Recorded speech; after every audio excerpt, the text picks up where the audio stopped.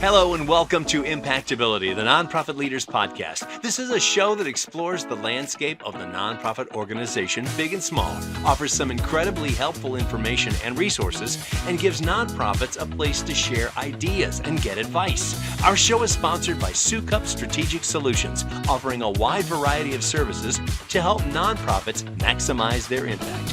We're excited to bring you the stories and advice of leaders in the nonprofit sector to help you succeed in your nonprofit. So let's get started. Welcome to Impactability, the Nonprofit Leaders Podcast. I'm Cheryl Sukup, and I'll be your host for today's episode. We're so glad you joined us today. We have a wonderful episode featuring a visionary nonprofit leader, Dale Mullin. Dale is the founder and president of Warrior Homes of Collier County. Dale, thanks so much for joining me today as a guest on the show.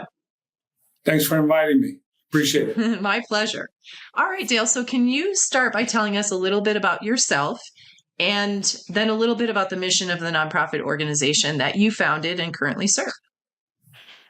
Well, I'm a retired business executive. After about 30 years, I retired, moved to Naples, Florida, and really tried to retire, but I wasn't able to. You failed retirement too? A lot of people fail retirement in Naples, Florida. Yeah, I failed retirement, and I'm a Vietnam veteran as well. And thank you for your service. Well, you're more than welcome. And after retiring, I began to really witness a lot of the issues that today's men and women that are returning home from current day wars were experiencing. And it really troubled me because I kind of had flashbacks somewhat of the days when we returned from Vietnam. And I saw a real need. And the need was that there was being a lot more than what we experienced coming back from Vietnam. There was a lot more alcoholism and substance abuse issues than during maybe previous wars. And so I began to try to find out, well, what's this all about? And what can I do to help? Because I was very disturbed by it. And I did not feel the community was doing enough, the nation was doing enough to draw attention to these veterans after they come home from their service. And so I started kind of poking around and decided that I'd have a fundraiser and raise some money and give it to a local charity and be done with it. And that was over 15 years ago. And so you really caught the bug, huh, Dale? I caught the bug. And really what got it generated it was the level of interest in the community for people that started out from the very beginning to donate, participate early on in our fundraising activities. And we did, at that time, we were not a 501c3. We were just operating as a charitable group of people trying to help our local veterans. And that's how it started. And so you had so much interest and support that you decided to keep going, right? And so you had the event another year. It was. This was a golf tournament, right? The first event was a golf tournament? Yes, it was. It was a golf tournament. And the owner at the end of the golf tournament is the club where I belong. I had donated the golf course for the day and all of and all the expenses associated with it.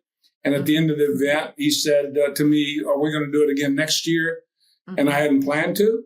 And he really put me on the spot because I had to answer. I had to say yes or no, or I'll get back to you. But that's not my style.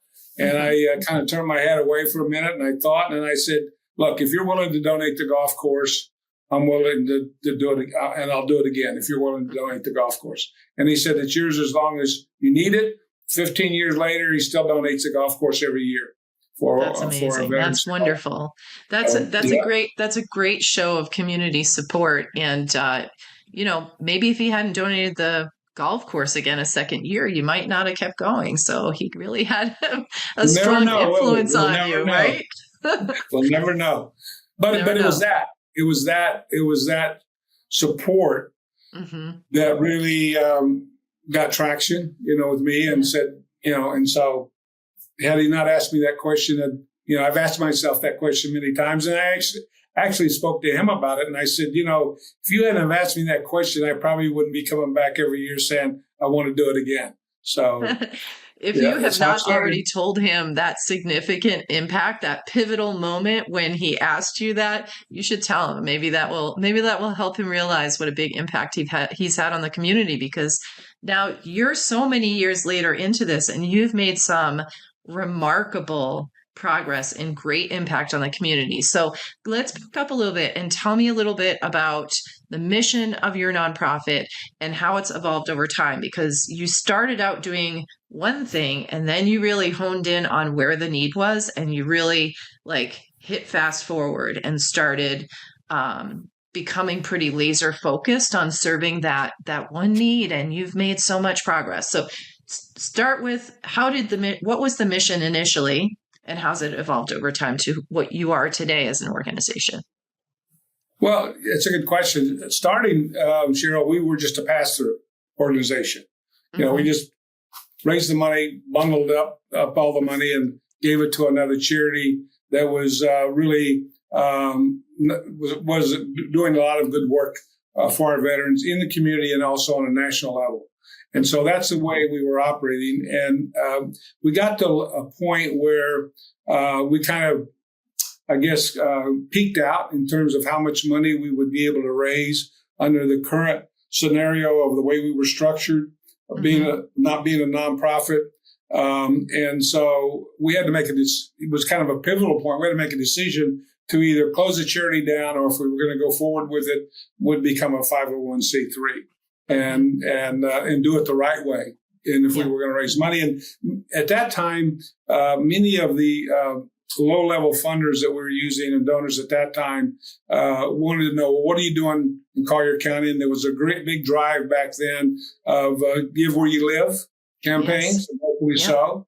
And so if they could not see the work that was being done and how their money was being spent in the county, you were not going to be able to compete with other nonprofits here in the county. So we had to, it was a pivotal moment for us. We had to make a decision. The board made a decision to set up a 501c3 11 years ago. So we operated 4 or 5 years ago without being a 501c. We started a 501c3, and then that started a whole new process that we went through in terms of when you set up all the documentation, the board of your governance, and all your rules and regulations, and the board and everything else. It puts you in a different stratosphere, I should say. Yeah, sure does. So how did you find your board members, Dale? Well, we've gone through a process. We've in 15 years or 10 years or so, we've gone through a process of bringing some on and replacing them over time. But a lot of it was through personal contacts that I had, people, basically, and so a lot people of the that I knew. And there was a certain criteria. I was looking for people who are veterans, and that because I find that people that have kind of some skin in the game and know what veterans are going through are probably some of the best people that can advocate, have a desire, to fundraise and help our veterans.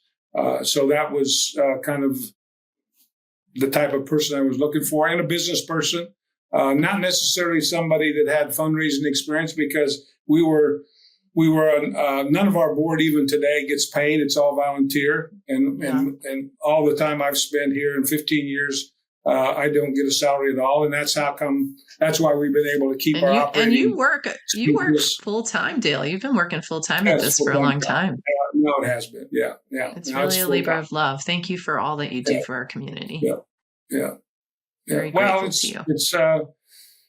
It covers two things. One is, I care about veterans, and number two is homelessness. That bothers me to see people homeless, and my faith. I'm a person of faith. Teaches us that love thy neighbor as thyself, and so that's important to me.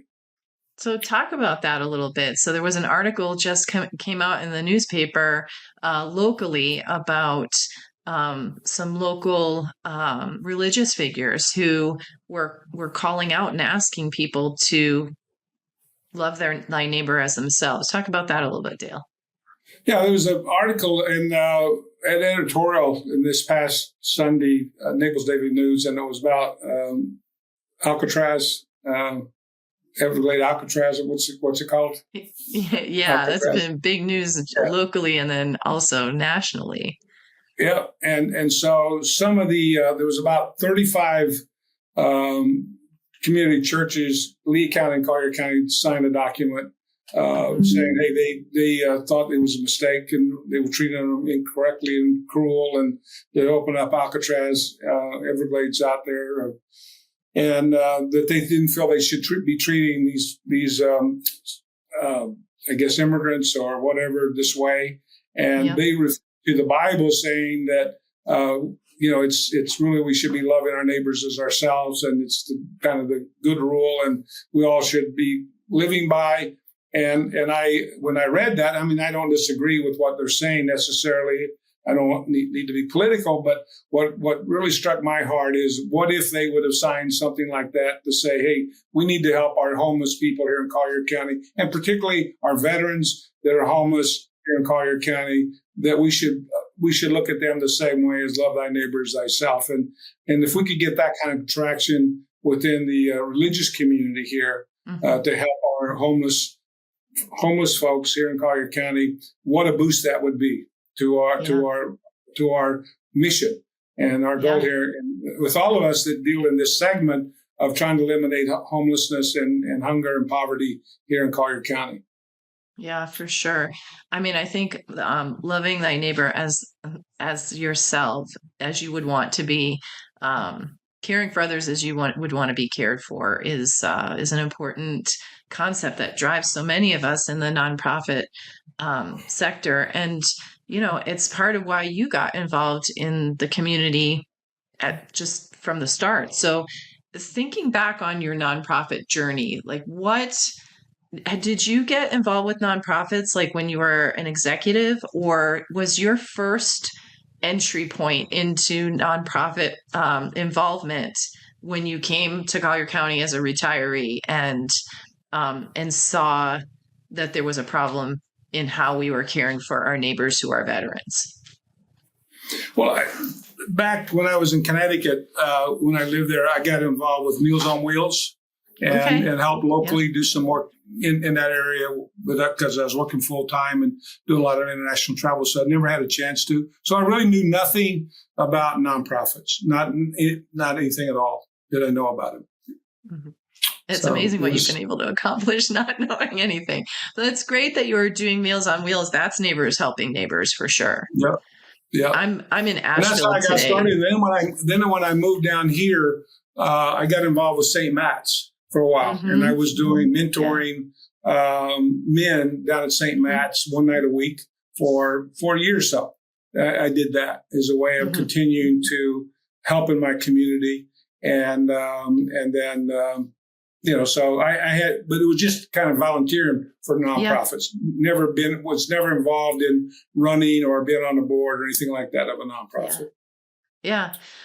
Well, a lot of people start out volunteering. I was just saying, I'm in Asheville today, and friends of mine here in Asheville, they volunteer for Meals on Wheels here, and I know from the stories that they tell me how much it impacts them as individuals, being able to provide that service, that support, volunteering their time to help their neighbors. Right. So I think it's powerful. All right, well, tell me. What do you think when you came into this position? You didn't know all the things you know today. You said this was your first time in a leadership position in a nonprofit. You had never started a nonprofit before. What do you wish that you knew then that you know today? If you could go back and give your past self, your brand new nonprofit founder, some advice, what would it be? Well, there's it's a business, and while you're out there trying to service a need, that's just part of the work that has to be done, and there's a lot more that has to be done. That's not just service the need itself, but a lot of administrative work that has to be done and also fundraising and a variety of other things that have to be done to continuing to run the foundation, the charity, and certainly be able to fund it. I remember when you just mentioned earlier on that we started with a golf event, and then we went to a dinner event. And so we had a golf and dinner event for a number of years.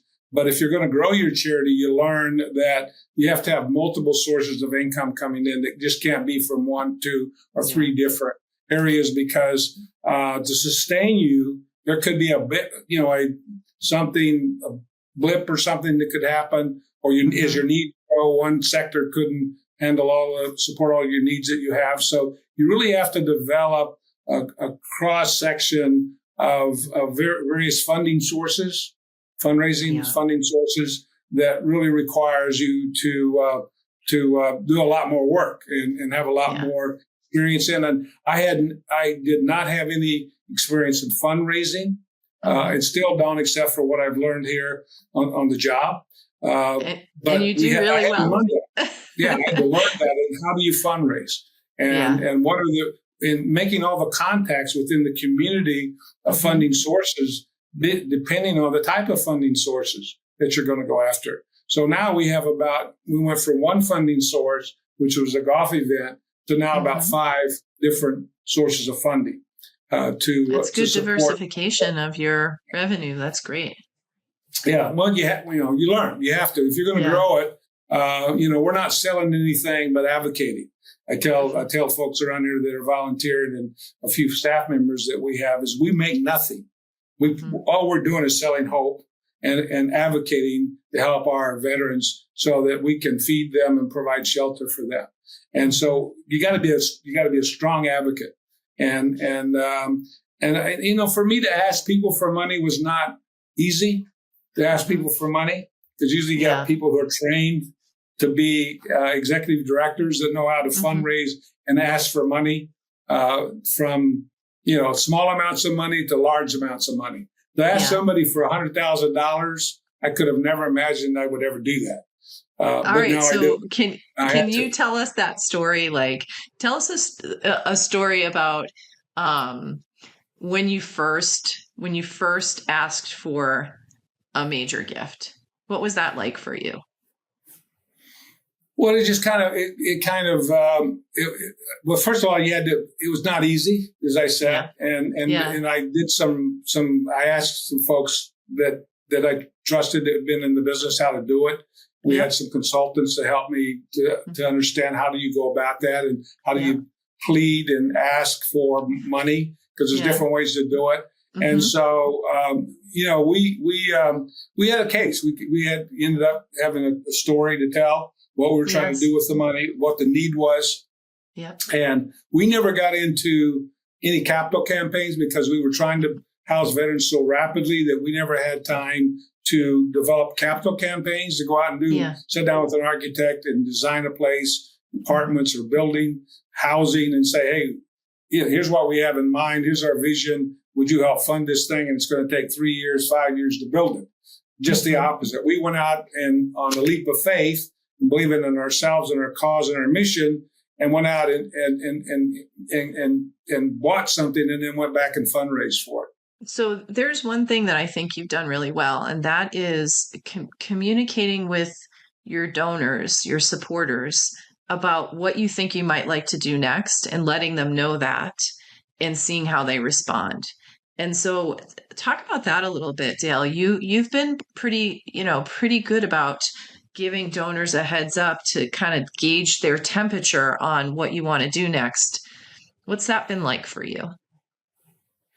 Well, you're absolutely right. I mean, I think the more you can communicate with them and let them be a part of your planning strategy, because, we just completed our second strategic plan, and we had one that was about 3 years, and now we just went back and did another strategic plan.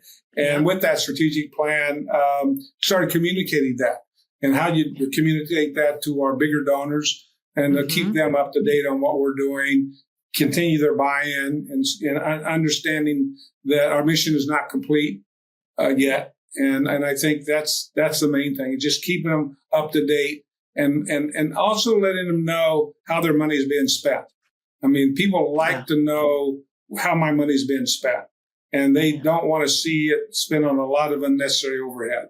So to me, I've always believed that going back for many years when we were involved, when I worked in the private sector, the United Way was a big deal. I mean, all of us donated to the United Way, and we had campaigns and everything else. And watching not only them but other organizations over my lifetime rise and fall because of various mistakes that they made, which were foolish mistakes that they made, and hurt their cause and hurt whatever their mission was. I mean, they were usually doing a lot of good work. That's how they got big and become powerful. But you can never lose sight of what your mission is and what you're really all about in terms of who you are and your identity.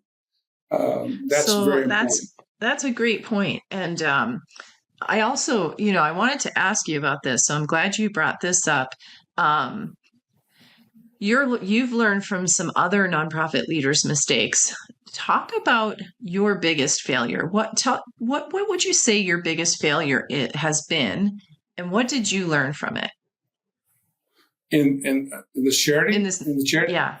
Mm-hmm. I think that I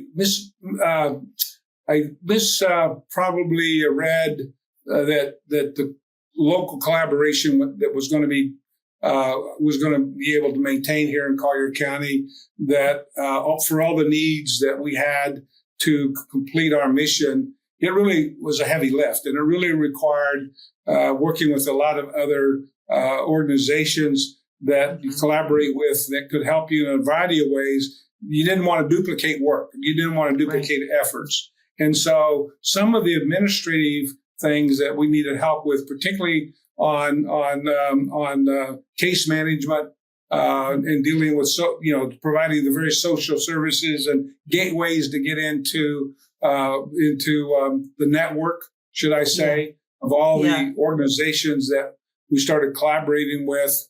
I found that over time, and we still collaborate with about 15 or 16 different organizations here in Collier County. That's a lot of collaboration.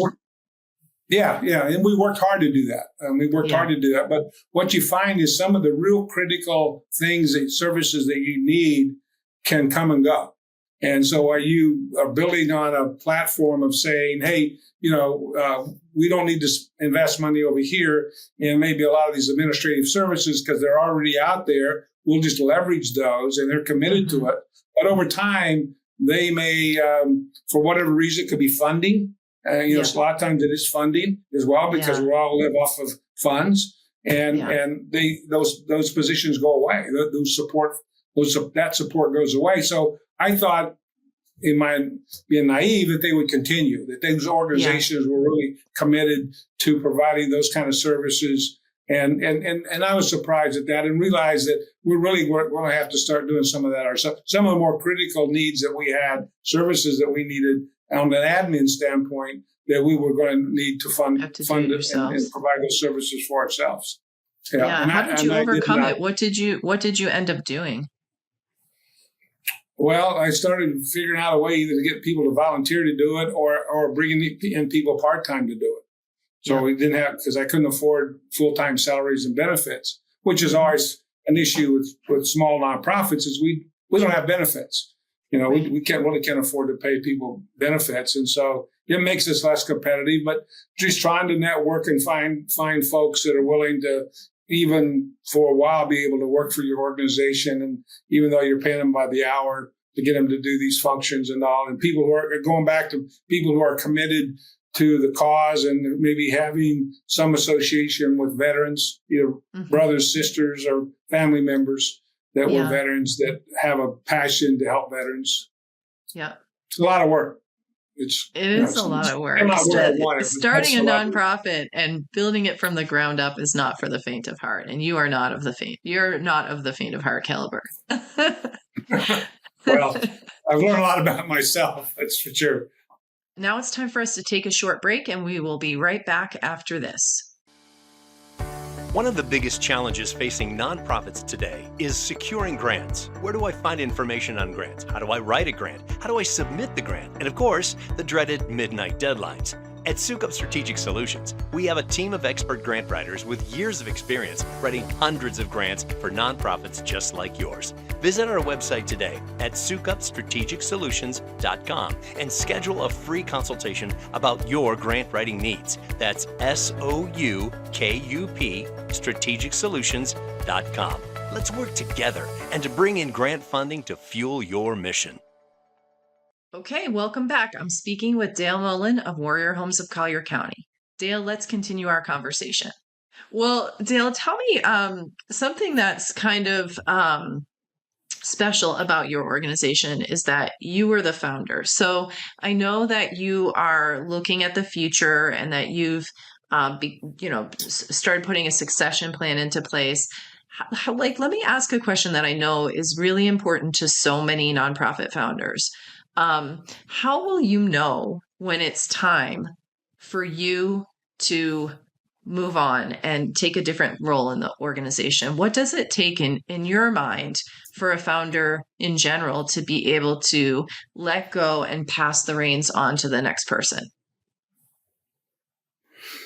Well, certainly that time comes for everybody for whatever reason, and I think that it varies. But for me personally, it would just be when age has something to do with it, because it's become my second career, and I do really want to retire. But certainly age. But I think more importantly is when you no longer have the energy and enthusiasm to do it. Mm-hmm. I mean, when like I hate to use the analogy of a baseball pitcher. When you lose your speed on your fastball, it's over, and it's over. You no longer can strike out batters or hitting home runs off of you. So when you no longer can come to work every day and do the job you need to do and be able to stand up. Because a big part of what we do is communicate. You got to be a good communicator. And when you communicate, you got to be able to communicate to an audience that's going to listen to you. You're not going to put them to sleep. And you're going to say stuff that's going to resonate with them. And be a good advocate. So when you lose that fastball, then you know it. I mean, when people go to sleep at a fundraiser, or you can't get people to show up because if they find you've lost it. But I think that's what a founder should know. And I think most people, and I think I know when it's time, versus somebody having to come tap me on the shoulder and say it's time to take a chair. Yeah. Yeah. So it's getting pretty close. It's getting pretty close. You still have a lot in you, Dale. But no, it's good. It's good to know when the time is coming too, and to prepare for it. So I know you're doing that, and that's amazing because all this hard work that you've invested, the time that you've dedicated, has been incredible. It's been a lot. You've spent a lot of your time and these golden years building this thing up and making such a difference. But you've almost reached your... One of the things, to finish that answer, one of the things that I wanted to ensure that when I found out that there was no beds for veterans in Collier County, which was about 6 years ago, I was determined to end veteran homelessness and that would never be ever said again, that we have no beds for veterans in Collier County. And that's what I was going to ask you about. I'm so glad you brought that up. That's great. That really drives me because I know a completion date. I see an end for Collier County specifically is we are going to end veteran homelessness, and we're not going to rent property to do it. We're going to buy property that we would have to be the ones to sell it. It wouldn't be sold out from under us. A developer couldn't take it away from us. A landlord couldn't sell it out from under us. Those beds would be here and well after I am gone, and we're just about there in completing that. So once we get all the beds that we need, and here in Collier County, close. and we paid for them. Yeah, we paid for them. then we're close to that mission. And then I think the next, it's important that we have leaders, and we're already working on that succession planning to bring leaders, someone to come back in and take over the leadership of this organization. And we've started that process already. That then where do you look? You look at Southwest Florida, you go Lee County. I know Lee County has a lot of needs up there. And we could take a lot of the learning here and the models that we've learned here in Collier County and start to adapt them for Lee County as well. So I think that the legacy, I'm not so much concerned about the legacy more than veterans always has a place to live. I mean, that breaks my heart to think that men and women who served our nation can come home and have something happens, whatever that happened that caused them financial issues that they no longer can afford to rent something or live in an apartment or whatever it is, buy something, would be sleeping on the streets or in their cars. To me, that just breaks my heart. Right. And I just can't stand to see that. So I want that to go away in Collier County, never to be here. This is my contribution to my community where I live, So how does it feel to be almost there? The last little bit of it is going to probably be, other than like the very beginning when you started the organization, the last little bit is going to be the hardest push to get to the very end. But you've accomplished so much and you're almost there, and it's almost like you can see the end in sight. How does that feel for you as a leader? To be able to say, I set out to do this thing, and I'm going to be able to say at the end that there will always be beds for people who are homeless veterans in Collier County. Like, that problem that was there won't exist anymore in that way ever again, because you've created something that is going to last in perpetuity beyond you. How does that feel? Feels great. It makes all of it worth it. I mean, what drives me every day to come to work? To get up for a non-paying job every day to come to work and spend. It's basically a 7-day-a-week job. I don't work. It's an incredible sacrifice. But I'm engaged with this charity 7 days a week, and sometimes after 7, 8 o'clock at night, sometimes I'm involved. And it's a family affair for you. Your wife's involved too. Yes, my wife is very much. If she wasn't supporting, I couldn't be doing this. But she's got a heart of a servant as well, and she does a lot of. She does and does a lot herself. So having a mate that agrees with what you're doing is very crucial. And very crucial. It sure is. And the generosity, the spirit of your two hearts has been incredible for our community. So I just have to say thank you again.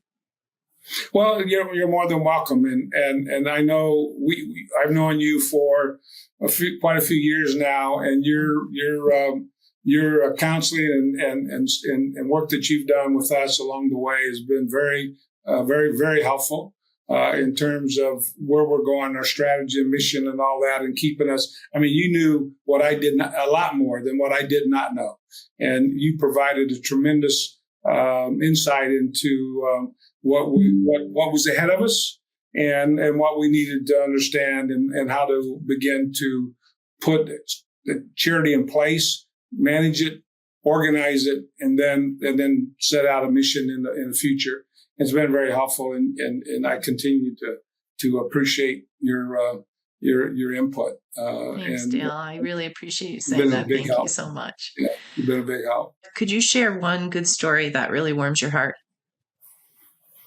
Yeah, I had one of our veterans that went through Alpha House back at Christmas time, this past Christmas. His mother I had received a couple of phone calls from his mother asking could he come in to get help. He was a Marine veteran from Afghanistan. He needed help. He was an alcoholic and he really needed help. Could I intervene? And I said, well, yes, we can help him, but he's got to call. And so finally he did call. He called me and I went to work on getting him set up to get treatment and ultimately come into our Alpha House program. And the mother said to me at this past holiday, Christmas, he had just finished his 1 year sobriety. She looked at me and she said, "You know what? You saved my son's life." Mm-hmm. And she said, I can never thank you for that. And I said, "No, I didn't save your son's life. Your prayers." And she was a very good Christian woman. I said, "Your prayers is what saved your son's life. I was just an instrument of your prayers." And that still, I will never forget that night. She said that to me. And that's what it's all about. I love what you said earlier, that you're selling hope. Yeah, that's what you do. It's great. Yeah. All right. Most people are hopeless, right? Yeah. No, hope is so powerful. It means so much. And I think hope is very underrated in just regular everyday society. I don't think people realize how much hope impacts people's outcomes. Your whole being. It really impacts your whole being. When you know there is, saying light at the end of the tunnel, or you're going to get through this. Yeah. And faith plays a big part of that. I always believe, and again, we're not a faith-based organization, but it plays a big part of faith. Whatever you believe in, whoever your God is, it's not whoever it is. I mean, you got to have faith that there is hope out there. There is a way to, and you're going to work your way out of it. And there are going to be people who care about you, and the people who are going to show you love. And that, when you take love and hope together, it's a great recipe. It's a great philosophy. But it's interesting you said that, because I tell my board members, if you really want to be able to advocate, and also the people that work in volunteers, you got to go out and feel it and see it and experience it yourself. You cannot sit in an office or watch videos and everything else and be able to advocate and understand the work that we do and what changes you're making in people's lives. You're actually saving lives. And I always say it's one life at a time. It's one life at a time. You can't save the world, but you can save the life that's sit right in front of you on that given moment and that given day. You can help save that life. Well, you are saving lives, and you are making an incredible difference in the community. So thank you. Thank you for having me on. And I'll say, oh, you're welcome. Now, I'm excited for people to be able to learn from you. So let me ask you one final question. As we're wrapping up, and you're thinking about sort of your legacy and your kind of getting to the end of achievement of this big goal that you had. Thinking back, if you were starting all over again, think about the next person who's coming up. What is one piece of advice you'd offer someone just starting out in the nonprofit sector today? We talked about what you wish you knew back when you started.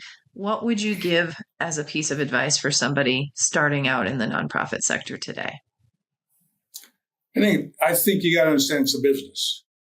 Number one, it is a business. And one of the reasons that I look and think about, what has been one of the major keys to my success? I came with a business background, and I spent 30 years in the world in logistics. That's what I was in, and how to make things happen and put things together and look at financials and look at project management and dealing with staff and all that. For most of the last 14 years or 13 years, I wore all those hats. Yeah, I had to wear all those hats. And so being able to raise money and understand how to raise money is one thing, but you also got to know how to manage that money, and you got to know how to spend it. And it's one thing to raise money, but it's another thing to know where to spend that money so that your donors can see if you're raising money over here for a cause, they want to see the results of that. And sometimes actually go out and touch and feel and talk to the people or the things that you're having an impact on. That's very powerful. You got to be able to do it. It's just not fundraising. That's just getting the money in the door. It's just a piece of it. How do you spend it and manage it and report on it? All right. Well, what's one thing you're looking forward to, Dale, when you do eventually have your second retirement? Is there anything special that you want to do? You have a lot of extra Relax. time. That's it. Get up every morning, not have anything to do. Well, I wish that for you. All right. Where can our listeners find you online? They can go to www.collier.org. WW stands for Wounded Warriors, Collier, COLLIER.org. Perfect. Yep. All right. And that's great. The And website we'll have has everything about us that you probably need to know or more. Yeah. Okay, great. That's wonderful. Well, thank you so much, Dale. I really appreciate you being on with me today and sharing your story and a little bit about your journey in your nonprofit, Warrior Homes of Collier County. Thank you, Al, for having us Thank on. you. Appreciate the opportunity. Thanks for joining us today. We hope you enjoyed this episode. We love to hear from our listeners, so please reach out and let us know what you liked and what else you'd like to hear. You can find our email address and links to our social accounts in the show notes. If you enjoyed hearing from today's guest, we encourage you to reach out and connect with them. See the show notes for their contact information. To get more great content in your inbox each month, sign up for our newsletter at impactability.live. That's impactability.live. If you enjoyed today's episode, be sure to subscribe to the show on YouTube or in your favorite podcast app. That way you'll get new episodes downloaded as soon as they come out. Finally, we'd be grateful if you would give us a positive review or a rating so that your peers in the nonprofit industry can find us as well. From all of us at Impactability, thanks for listening, and thank you for all you do to make the world a better place through your nonprofit.